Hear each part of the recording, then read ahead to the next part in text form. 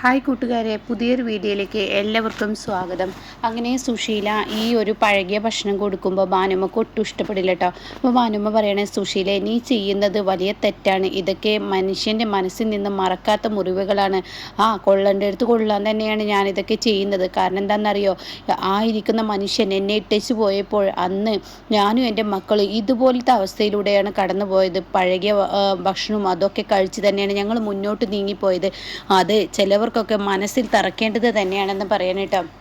അപ്പോൾ ഈ സുശീലെ, നീ ചെയ്യുന്നത് ഒട്ടും ശരിയല്ല. നിൻ്റെ ഈ വാക്കുകളും പ്രവൃത്തികളും അത് തീരെ ശരിയല്ലാത്തതാണെന്ന് പറയുമ്പോൾ ഉടൻ തന്നെ എന്നാൽ നിങ്ങളൊരു കാര്യം ചെയ്തേക്ക്, നിങ്ങളുടെ വീട്ടിൽ ഇയാളെ അങ്ങ് കൊണ്ടുപോയേക്ക്, എന്നിട്ട് അവിടെ കൊണ്ടുപോയി പൊറപ്പിച്ചോ. ആനന്ദമാഷിൻ്റെ വീട്ടിൽ ഇപ്പോൾ ആരും ഇല്ലല്ലോ, അപ്പോൾ അതുകൊണ്ട് തന്നെ നിങ്ങൾക്ക് അയാളെ നോക്കാം എന്ന് പറയും കേട്ടോ. ഈ സുശീലെ, വായിൽ തോന്നിയത് പറഞ്ഞാലുണ്ടല്ലോ നിൻ്റെ ചെകിട നോക്കി ഒന്ന് തരാൻ പോലും ഞാൻ മടിക്കത്തില്ല.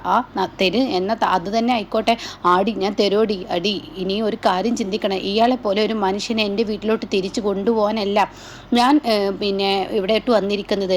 എനിക്കെൻ്റെ മക്കൾ വിളിപ്പുറത്തുണ്ട്. അവർ രണ്ടുപേരും എന്നെ നോക്കാൻ, രണ്ടുപേരും നല്ല മക്കളാണ്. രണ്ടുപേരും എപ്പോൾ വേണമെങ്കിലും വിളിച്ചാൽ എൻ്റെ മുന്നിലോട്ട് വരും. എന്നാൽ അങ്ങനെയല്ലടി നിൻ്റെ കാര്യം. നിൻ്റെ 3 മക്കളും നിന്നെ മനസ്സുകൊണ്ട് ഇഷ്ടമില്ലാതെയാണ് ഈ വീട്ടിൽ നിൽക്കുന്നത്. ആ 3 മക്കളും എന്നാൽ നിന്നെ ഇട്ടേച്ച് പോകുമെന്ന് പറയാൻ പറ്റില്ല. ഇട്ടേച്ച് പോകുന്ന സമയത്ത് നിനക്കൊരു തുണയായി ആയിരിക്കും ദൈവം ഈ പറയുന്ന ശേഖരനെ ഇങ്ങോട്ടേക്ക് കൊണ്ടുവന്നിട്ടുണ്ടാവും. അത് നീ ചിന്തിക്കുന്നത് നല്ലതാണ്. അല്ല എങ്കിൽ നിനക്ക് ഒറ്റപ്പെട്ടു പോയേനെ എന്നൊക്കെ പറയുമ്പോൾ സുശീലൊന്ന് പേടിച്ചു കൂട്ടോ.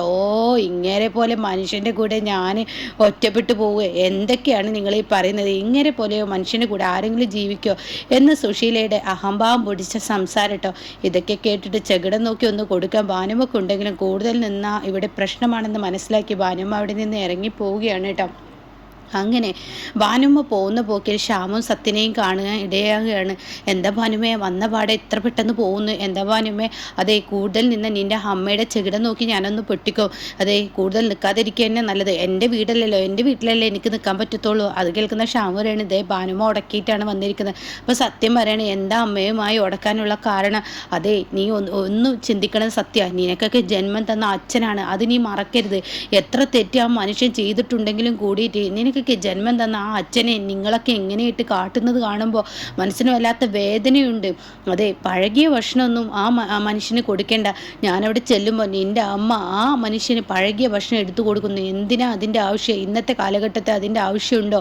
അപ്പോൾ ആ മനുഷ്യന് നല്ല ഭക്ഷണം ഒന്ന് കൊടുത്തൂടെ? ഒന്നല്ലെങ്കിൽ നിനക്ക് ജന്മം തന്നതല്ലേ ആ മനുഷ്യൻ നല്ലൊരു മനുഷ്യനായതുകൊണ്ടാണ് നിങ്ങളിലോട്ട് തന്നെ എത്തിപ്പെട്ടതും. അയാൾക്ക് അന്ത്യകർമ്മം ചെയ്യാൻ മക്കളിൽ നിന്നും ഭാഗ്യമുള്ളത് കൊണ്ടാണ് ആ മനുഷ്യൻ ഇങ്ങോട്ടേക്ക് എത്തിയത്. അത് നിങ്ങൾ ആരും മറക്കേണ്ട സത്യ. ദൈവത്തിനും പോലും മറക്കാൻ പറ്റാത്ത കാര്യങ്ങൾ നിങ്ങൾ ചെയ്തു കൂട്ടണ്ട എന്നൊക്കെ പറഞ്ഞു വിടുകയാണ് കേട്ടോ. അങ്ങനെ ഈ സമയം ഈ വാക്കുകളങ്ങ് കേൾക്കുമ്പോൾ ഉടൻ തന്നെ സത്യൻ്റെ ഉള്ളിൽ ഒരു തീപ്പരി വീഴും. സത്യനാണെങ്കിലോ പിന്നീട് പോകുന്നത് തൻ്റെ അച്ഛനെ കാണുമ്പോൾ തനിക്ക് സങ്കടം വരികയാണ്. എൻ്റെ അച്ഛൻ ആ പഴകിയ ഭക്ഷണം കഴിച്ച ആ പാത്രം കഴുകുന്നത് കാണുമ്പോൾ സത്യൻ്റെ ഉള്ളിൽ പിടഞ്ഞിരിക്കുകയാണ് കേട്ടോ. പിന്നീടാണെങ്കിലോ ഇങ്ങനെ അനുപമയാണ് കാണിക്കുന്നത്. അനുപമ ഓടി വന്നിട്ട് പറയുകയാണ്, ഇന്ദ്രേട്ട എന്തായാലും ഭാനുമ്മ ഇവിടെ വന്നതിൽ ഒരു കാര്യം ഉണ്ടായി. അതെന്താ? ഭാനുമ്മ വന്നത് കൊണ്ട് തന്നെ ഈ പറയുന്ന സോനയും സത്യേട്ടനും കൂടി അച്ഛന് ഇനി മേലിൽ പഴകിയ ഭക്ഷണം കൊടുക്കാൻ പാടില്ലെന്ന്, ഒരു മനുഷ്യജന്മയാണെന്നുള്ള ഒരു പരിഗണനെങ്കിലും കാണിക്കണം. ഇനി മേലാൽ അത് ആവർത്തിച്ചാൽ ഞങ്ങൾ കണ്ടു നിൽക്കില്ല എന്നുള്ള ആ താക്കീത് ഇവിടെ അമ്മക്ക് നൽകിയെന്ന് പറയണം കേട്ടോ. അപ്പോൾ ഈ സമയം ഇന്ദ്രൻ്റെ ദേഷ്യം പിടിക്കുകയാണ്. ഇന്ദ്രൻ പറയണേ, എന്തിനാണ് ഇങ്ങനെയൊക്കെ കാട്ടിക്കൂട്ടുന്നത്? എന്തിനാ അമ്മ ഇങ്ങനെയൊക്കെ ചെയ്യുന്നത്? അതിൻ്റെയൊന്നും ആവശ്യം ഈ വീട്ടിലില്ലല്ലോ. പഴകിയ ഭക്ഷണം കൊടുക്കേണ്ട ആവശ്യം എന്താണ് ഈ വീട്ടിലുള്ളത്?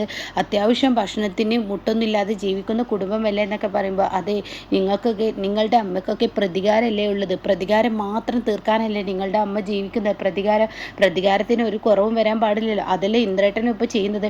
എന്തിനാ എൻ്റെ അനു നീ പറഞ്ഞത് എന്നെ ഇങ്ങനെ പറഞ്ഞുകൊണ്ടിരിക്കുന്നത്? അതെ, എൻ്റെ മനസ്സിലെ സങ്കടം എനിക്കിങ്ങനെ പറയണം. അങ്ങനെയെങ്കിൽ ഇന്ദ്രേട്ടൻ്റെ മനസ്സിൽ ഒരു വെളിച്ചം വന്നോട്ടെ എന്ന് കരുതിയാണ്.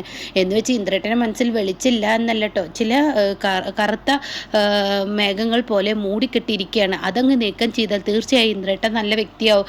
ഇന്ദ്രേട്ടൻ ഇതെല്ലാം കണ്ടിട്ടും മിണ്ടാതിരിക്കുന്നത് എന്തുകൊണ്ടാണ്? ആ മനുഷ്യർ പാവമാണ്. എന്നാൽ ഞാൻ ഇന്ദ്രേട്ടനോട് വേറൊരു കാര്യം ചോദിക്കട്ടെ. എന്താ?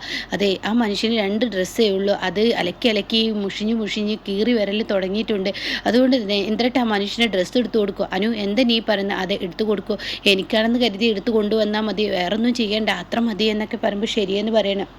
അങ്ങനെ ഇന്ദ്രൻ അവിടെ നിന്ന് പോവുകയാണ് കേട്ടോ കടയിലോട്ട്. കടയിൽ പോകുന്ന സമയത്ത് ശേഖരൻ ഉമ്മറത്തിരിപ്പുണ്ട്. അപ്പോൾ ശേഖരനാണെങ്കിലോ പെട്ടെന്ന് ഇന്ദ്രനെ കണ്ടിട്ടില്ല. അങ്ങനെ ബൈക്ക് ഓണാകുന്ന സൗണ്ട് കേൾക്കുമ്പോൾ മോനെ ഇന്ദ്ര എന്ന് പറഞ്ഞുള്ള വിളിക്കുമ്പോൾ ഇന്ദ്രൻ്റെ ഉള്ളൊന്ന് ഒലഞ്ഞു പോവുകയാണ് കേട്ടോ. അങ്ങനെ ഇന്ദ്രൻ എന്താ എന്നുള്ള ഭാവത്തോടു കൂടി ദയനീയമായി അച്ഛനെ നോക്കുമ്പോൾ മോനെ എൻ്റെ മരുന്ന് കഴിഞ്ഞിട്ടുണ്ട്, നീ ഒന്ന് വാങ്ങിക്കൊണ്ടുവരുമോ, ഇന്ന പൈസ എന്ന് പറയുമ്പോഴേക്കും അവിടോട്ട് അനുപമയെ ഇറങ്ങി വരികയാണ് കേട്ടോ. ഇന്ദ്രേട്ട പാവല്ലേ, പൈസ വേണ്ട അച്ഛൻ അത് ഇവിടെ വെച്ചോളൂ, ഇന്ദ്രേട്ട മരുന്നൊക്കെ വാങ്ങിക്കൊണ്ടുവരും എന്ന് പറയുമ്പോൾ സുശീല ഇറങ്ങി വന്നു കേട്ടോ. നീ എന്തിനാടി ഇതിനിടയിൽ ഒരു ബ്രോക്കർ പണി ചെയ്തുകൊണ്ടിരിക്കുന്നത്, നിനക്ക് അതിൻ്റെ ആവശ്യം എന്താണ്? അതെ, ബ്രോക്കർ പണി ചെയ്തതെന്നല്ല, മരുന്ന് വേണമെന്ന് പറഞ്ഞപ്പോൾ ഇദ്ദേഹത്തിന് മരുന്ന് വാങ്ങിക്കൊണ്ടുവരാൻ ഇന്ദ്രേട്ടനോട് പറഞ്ഞതാണ്. അതെ, ഞാനാണ് ഇദ്ദേഹത്തെ ഇവിടെ നിർത്തിയത്, അതുകൊണ്ട് ഇയാളെ നിർത്തിയെങ്കിൽ എനിക്ക് ഇയാൾക്കുള്ള കാര്യങ്ങളൊക്കെ ചെയ്യാനും എനിക്കറിയാം. അത് കേട്ട ഉടനെ തന്നെ അനുപമ പറയാം, ഓ അങ്ങനെയാണല്ലേ, എന്നാ ചെയ്തു കൊടുത്താൽ മതി, എനിക്കത്രേ വേണ്ടുള്ളൂ, ഇദ്ദേഹത്തിനുള്ള മരുന്നും ഭക്ഷണവും കാര്യങ്ങളൊക്കെ കൊടുത്താൽ മതി, അത്രേ എനിക്ക് വേണ്ടുള്ളൂ എന്ന് പറഞ്ഞാൽ അനുപമ കയറിപ്പോകുമ്പോൾ ഉടൻ തന്നെ ഇവിടെ ശേഖരൻ എന്നോട് ചോദിക്കാൻ, നിങ്ങൾ എന്തിനാണ് ഇവനോട് പറയുന്നത്, എന്തെങ്കിലും കാര്യമുണ്ടെങ്കിൽ എന്നോട് പറയുക. അപ്പോൾ അത് കേൾക്കുന്ന ശേഖരൻ, ശരി എൻ്റെ സുശീല, ഞാനിവൻ പുറത്തു പോകുന്നത് കണ്ട, അങ്ങനെ ഈ വീട്ടിൽ നിന്ന് പലവരും പുറത്തു പോകും, അത് കേട്ടിട്ട് നിങ്ങളിങ്ങനെ ഓടിച്ചാടി മുന്നോട്ട് ചാടണ്ട എന്നൊക്കെ പറഞ്ഞിട്ട് ദേഷ്യത്തോടു കൂടി പോവുകയാണ് കേട്ടോ. ഇതേ സമയം ഇന്ദ്രനോട് പറയണേ, മോനെ ഇന്ദ്ര, ഹായി ഇരിക്കുന്ന മനുഷ്യനുണ്ടല്ലോ, നമുക്ക് ചെയ്ത ദ്രോഹങ്ങൾ നീ ഒരിക്കലും മറക്കരുത്, നമ്മളോട് ചെയ്ത ദ്രോഹങ്ങൾ എന്തൊക്കെയൊന്ന് നീ പിന്നിലോട്ടൊന്ന് ആലോചിക്കുന്നത് നല്ലതാണ്, അത്രയും ഗതികെട്ട ജീവിതത്തിലൂടെയാണ് നമ്മൾ കടന്നു പോയത്, അതൊരിക്കലും മറക്കരുത് എന്നൊക്കെ പറഞ്ഞിട്ട് ഇന്ദ്രനോട് ഓരോന്ന് പറയുമ്പോൾ ഇന്ദ്രനാണെങ്കിലോ ഒന്നും മിണ്ടില്ല കേട്ടോ. എന്നിട്ട് പറയണേ, നിൻ്റെ ഭാര്യയ്ക്ക് ഇതിൻ്റെ ആവശ്യം എന്താണ്, നിൻ്റെ ഭാര്യ എന്തിനാ ഇതൊക്കെ ചെയ്തു കൊടുക്കുന്നത്? അപ്പോൾ അതിന് മുന്നേ ഇത് ഈ ശേഖരൻ്റെ മുന്നിൽ വെച്ചൊരു സുശീല അത് പറയുമ്പോൾ, അവളെ എന്നെ എൻ്റെ മക്കളെയും തമ്മിൽ തെറ്റിച്ചിട്ട് ഇയാളെ ഇവിടെ സുഖിപ്പിക്കാൻ, അയ്യോ അനുമോൾ അങ്ങനെയൊന്നും ചെയ്യില്ല, അനുമോൾ നല്ല കുട്ടിയാണ്, അവൾക്ക് ഒരിക്കലും അങ്ങനെ ഒരാളെയും ചെയ്യാൻ കഴിയുന്ന ഒരു പെൺകുട്ടിയല്ല എന്ന് പറയുമ്പോൾ ഉടൻ തന്നെ സുശീല പറയണ, ഓ നിങ്ങൾക്ക് എങ്ങനെ അവളെ അറിയാമെന്ന് പറയണേ. അപ്പോഴേക്കും ഇന്ദ്രൻ പറയണേ, എന്താണെങ്കിലും എൻ്റെ ഭാര്യ അങ്ങനെയൊന്നും ചെയ്യത്തില്ല എന്ന് അവിടെ തിരിച്ചു പറയുന്നുണ്ട് കേട്ടോ. എന്നാൽ ഈ സമയം ഇന്ദ്രനാണെങ്കിലും പോകുന്ന പോക്കിൽ ഈ ഒരു കാര്യങ്ങൾ പറയുമ്പോൾ ഇന്ദ്രൻ പറയാണ്, പിന്നെ ഒന്നും മിണ്ടാതെ ദേഷ്യത്തോടു കൂടി അവിടെ നിന്ന് പോവുകയാണ് കേട്ടോ ചെയ്യുന്നത്.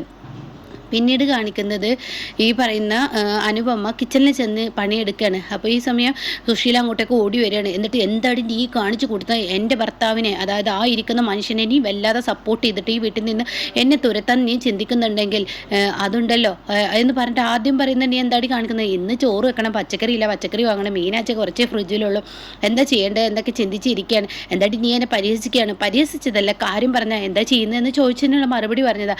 അപ്പോൾ ഉടൻ തന്നെ പറയുകയാണ്, എടി നീ അതല്ല ചോദിച്ചതാ, അവിടെ ഇരിക്കുന്ന മനുഷ്യനെ നീ എന്തിനാ, അയ്യോ എനിക്ക് അങ്ങനെയൊന്നുമില്ല, ആ മനുഷ്യനെ സഹായിക്കണമെന്നില്ല, ആ മനുഷ്യന് ഒരു മനുഷ്യനാണ്, അതുകൊണ്ട് തന്നെ അയാൾക്ക് ചെയ്തു കൊടുക്കണം, പരിഗണന എല്ലാം ചെയ്യണം, അത്രയേ ഉള്ളൂ. അയാൾക്ക് ഭക്ഷണം അമ്മ കൊടുക്കുകയാണെങ്കിൽ അക്കാര്യത്തിൽ നിന്നും ഞാൻ സേഫായി. ഇപ്പോൾ മരുന്ന് ഏറ്റെടുത്ത പോലെ, എടി നീ എന്നോട് തർക്കിക്കാൻ വരുന്നോ, അയാൾക്ക് ഞാൻ കൊടുക്കുന്നുണ്ടെങ്കിൽ പുളിച്ചൊന്നും അറിയമായ ഭക്ഷണമേ കൊടുക്കത്തുള്ളൂ എന്ന് പറയാൻ കേട്ടോ. അപ്പോൾ ഈ സമയം അനുപമ പിന്നീട് തൻ്റെ പണി നോക്കാൻ കേട്ടോ. എന്താടി ഞാൻ ഓരോന്ന് പറയുമ്പോൾ നീ എന്നെ പരിഹസിച്ചും കളിയാക്കിയും കൊണ്ടിരിക്കണം, അയ്യോ അതങ്ങനെ തോന്നിയെങ്കിൽ എനിക്ക് ഒന്നും പറയാൻ പറ്റത്തില്ല, ഞാൻ ആരെയും പരിഹസിക്കുന്നില്ല, ഞാൻ എൻ്റേതായ പണികൾ എടുത്തു പോവുകയാണ്, എനിക്ക് എൻ്റേതായ പണികൾ ഇഷ്ടംപോലെ ഉണ്ട്, അത് ചെയ്യട്ടെ. എടി നിന്നോട് ഞാൻ പറഞ്ഞു, ഈ കുടുംബത്തെ കാര്യങ്ങൾ നീ നോക്കിയാലുണ്ടോ, ഈ കുടുംബത്തെ കാര്യങ്ങൾ നോക്കാതിരുന്നാൽ അത് ശരിയാവില്ലല്ലോ, ഇത് എൻ്റെ വീടാണ്, അത് അമ്മയെ വെറുതെ പറയണം, അമ്മയുടെ കാലം കഴിഞ്ഞാൽ ഇത് എൻ്റെയും കൂടി വീടായി മാറില്ല, പിന്നെ ഈ കുടുംബത്തെ എല്ലാ കാര്യങ്ങളും നോക്കേണ്ടത് ഞാനല്ലേ, ഓ അപ്പം ഞാൻ മരിച്ചു പോയിട്ട് നിനക്ക് നോക്കാനാണല്ലേ, എടി ഞാൻ അങ്ങനെ ഇങ്ങനെ മരിക്കില്ല, അത് ശരിയാണ് പറഞ്ഞത്, ദുഷ്ടം പന പോലെ എന്ന് പറയുന്നത് പോലെ നിങ്ങളും പന പോലെ തന്നെയാണ് വളർന്നുകൊണ്ടിരിക്കുകയല്ലോ. അത് കേൾക്കുമ്പോൾ സുശീലയ്ക്ക് ദേഷ്യം പിടിക്കുകയാണ്. അപ്പോൾ ഉടൻ തന്നെ, എന്താടി നീ എന്നെ പറഞ്ഞത്, അതെ ദുഷ്ടം പന പോലെ എന്ന് പറയുന്നത് പോലെ നിങ്ങളും വളർന്നുകൊണ്ടിരിക്കുകയാണ്, ദുഷ്ടം പന പോലെ തന്നെയാണ്, അപ്പം നിങ്ങളും ഇങ്ങനെ വളർന്ന് ഇങ്ങനെ പൊങ്ങിക്കൊണ്ടിരിക്കും, അതുകൊണ്ട് നിങ്ങൾ ഈ പറയുന്നത് പോലെ ദുഷ്ടം പന പോലെ വളരുന്നത് പോലെ തന്നെയാണ് ബാക്കിയുള്ള കാര്യങ്ങൾ. പിന്നെ എൻ്റെ വീട്ടിലെ കാര്യങ്ങൾ എനിക്ക് ഇനി അങ്ങനെ നോക്കുകയാണെങ്കിൽ ഇന്ദ്രനോട് ചില സത്യങ്ങൾ ഞാൻ വെളിപ്പെടുത്തും. ഓ എന്തോന്ന് സത്യം, അതെ നീയാണ് പോലീസ് സ്റ്റേഷനിൽ നിന്നും ഈ പറയുന്ന ഇയാളെ കൊണ്ടുവന്നത് എന്നുള്ളത്, ഓ അതൊക്കെ അറിഞ്ഞോ, അതൊക്കെ അറിഞ്ഞിട്ടുണ്ട്, ഇനി ഇന്ദ്രൻ ഇത് അറിഞ്ഞു കഴിഞ്ഞാൽ നിന്നെ ഈ വീട്ടിൽ നിന്നും പടി പുറത്താക്കൂടി, സഹി കെട്ടാൽ ഞാനത് പറയൂടി, ഓ നിങ്ങളത് പറയൂല്ലേ, പറയും എന്ന് പറയാൻ കേട്ടോ. ഇതേ സമയം ഇത്ര പെട്ടെന്ന് ഇതൊക്കെ കണ്ടുപിടിക്കാൻ നിങ്ങളുടെ കഴിവുണ്ടല്ലോ, അതോ അപാരം തന്നെ എന്നൊക്കെ പറഞ്ഞ അനുപമ കളിയാക്കാണ്. എന്നിട്ട് പറയാണ്, അതെ എനിക്കിവിടെ പണിയുണ്ട് എന്ന് പറയണം. അപ്പോഴേക്കും സുശീല പോകുമ്പോൾ, നിങ്ങളൊന്ന് നിന്ന്, നിങ്ങൾ പറഞ്ഞതിന് മറുപടി ഞാൻ പറഞ്ഞില്ല, അതെ നിങ്ങൾ അങ്ങനെ ചെയ്യുകയാണെങ്കിൽ തീർച്ചയായും നിങ്ങളോട് തിരിച്ചൊരു മറുപടി, രാധാമണി എന്ന് പറയുന്ന ആ വ്യക്തി ഉണ്ടല്ലോ, അവരെ കൈക്കൂലി കൊടുത്ത് ഈ ശേഖരൻ എന്ന് പറയുന്ന വ്യക്തിയെ കൊല്ലാൻ നോക്കിയതും കാട് കടത്താൻ നോക്കിയൊക്കെ കഥ എനിക്കറിയില്ലെന്നാണ് നിങ്ങൾ വിചാരിച്ചത്, നിങ്ങൾ നിങ്ങളുടെ കൂട്ടാളിയായ ഹർഷ ഉണ്ടല്ലോ, അവർ രണ്ടുപേരും ചേർന്നിട്ടല്ലേ ഇതൊക്കെ ചെയ്തു കൂട്ടിയത്, അപ്പോൾ ഇതങ്ങ് ഞാൻ മറ്റുള്ളവർക്ക് മുന്നിൽ, അതായത് ഇന്ദ്രേട്ടന് മുന്നിൽ വെളിപ്പെടുത്തും, ഇന്ദ്രേട്ടപ്പം ഞാൻ അയാളെ അവിടെ നിന്ന് ഇറക്കി കൊണ്ടുവന്നു എന്ന് പറഞ്ഞാലൊന്നും ഇന്ദ്രേട്ടന് വലിയ കുഴപ്പമൊന്നും ഉണ്ടാവില്ല. പക്ഷേ ഈ പറഞ്ഞത് കേട്ടാൽ ഇന്ദ്രേട്ടൻ ആകെ വാദി പ്രതിയാക്കും. അതുകൊണ്ട് ഞാൻ അല്ലെങ്കിൽ പോലീസിനെ വിവരം അറിയിച്ചോളാം. അത് മതിയല്ലോ. പോലീസ് ഇപ്പോൾ രാധാമണിയല്ല, രാധമണിയെ തിരക്കി കൊണ്ടിരിക്കുകയെന്ന് എല്ലാവർക്കും അറിയാം. അപ്പോൾ രാധമണിയെ തിരക്കുമ്പോൾ ഞാൻ എന്താ വേണ്ടത്? പോലീസിനോട് പറയാം ഈ കയറുന്ന ഈ കൂട്ടാളി ഇതാണെന്ന് പറഞ്ഞ് ചൂണ്ടിക്കാണിച്ചോളാം. അത് കേൾക്കുന്ന സുശീലയുടെ തൊണ്ടയിൽ വെള്ളം പറ്റി ഒന്നും മിണ്ടാനില്ല. അങ്ങനെ പകച്ചു പോകണം. അതെ, ഇനി കൂടുതൽ സംസാരിക്കാൻ എനിക്ക് വയ്യ. ചോറ് അടുപ്പത്തിട്ടിട്ടുണ്ട്, അപ്പോൾ അത് ഊറ്റാനുള്ള സമയമായി, അത് ഊറ്റും കൊണ്ട് ഇരിക്കട്ടെ എന്ന് പറഞ്ഞിട്ട് അങ്ങ് കളിയാക്കുകയാണ് കേട്ടോ. ഇതേ സമയം ഉത്തരം വെട്ടിപ്പോകുന്ന സുശീലയുടെ മുന്നിൽ നിന്ന് പോവുകയാണ് കേട്ടോ ഈ പറയുന്ന പിന്നെ അനുപമയുടെ മുന്നിൽ നിന്ന് പോവുകയാണ് സുശീല. അങ്ങനെ പിന്നീട് കാണിക്കുന്നത് അമ്പിളി അതുപോലെ തന്നെ ഈ പറയുന്ന രഘു കുഞ്ഞും കൂടി വീട്ടിലോട്ട് വരികയാണ്. ഗേറ്റൊക്കെ അടച്ച് അവർ അകത്തോട്ട് കയറാൻ നോക്കുമ്പോൾ കഥക് അടച്ചിരിക്കുന്നു. കഥക് തുറക്കാൻ ശ്രമിക്കുമ്പോൾ അനന്തമാഷ് വീട് പൂട്ടിപ്പോയിരിക്കുന്ന ആ ഒരു രംഗമാണ് കേട്ടോ കാണുന്നത്. ഇത് കാണുന്ന ഇവർ ചോദിക്കുക, എന്താ അച്ഛൻ വീട് പൂട്ടിപ്പോയിരിക്കുന്നത്, എന്താ മനസ്സിലാവുന്നില്ലല്ലോ എന്ന് പറയുന്നുണ്ട്. അപ്പം ഇങ്ങനെയൊക്കെയുള്ള ഒരു എപ്പിസോഡാണ് ഇപ്പോൾ ലാസ്റ്റ് വന്നിരിക്കുന്നത് കേട്ടോ.